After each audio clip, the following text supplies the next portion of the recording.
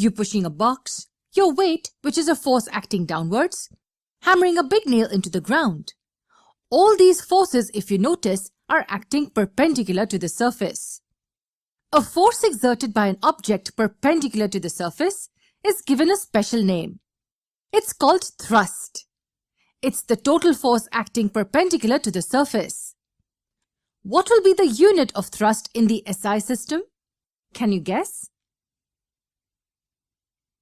You should have got this one. Thrust is nothing but force. So the SI unit of thrust will be the same as that of force. Newton. The SI unit of thrust is Newton. What's pressure? Now I don't want the definition or the formula. I want you to understand it. Let me give you a couple of examples.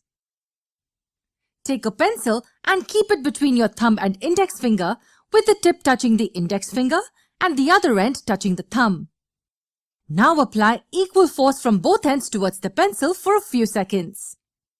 Release the pencil and observe the two fingers. To be precise, observe the depression you see in the fingers. You'll notice that the depression in your index finger is much more as compared to the depression in your thumb. Why does that happen?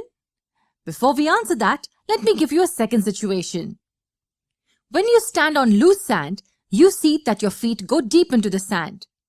Now, if you lie down on the sand, will you go just as deep into the sand? No, you won't. But if the force exerted in both the cases is the weight of your body, then why is the depth in the first case more? That's where the concept of pressure comes in. Pressure is nothing but the force per unit area. If we're talking about thrust, it would be thrust per unit area. If the thrust is constant and the area is more, then the pressure will be lesser. And if the area is less, then the pressure will be more. Pressure is inversely proportional to the area on which the thrust is applied. Now we can understand the two situations in terms of this formula. What happened in the first situation? As we apply an equal force from both ends, then as per the Newton's third law, the pencil will also apply an equal and opposite force on the fingers. But the depression was more on the index finger.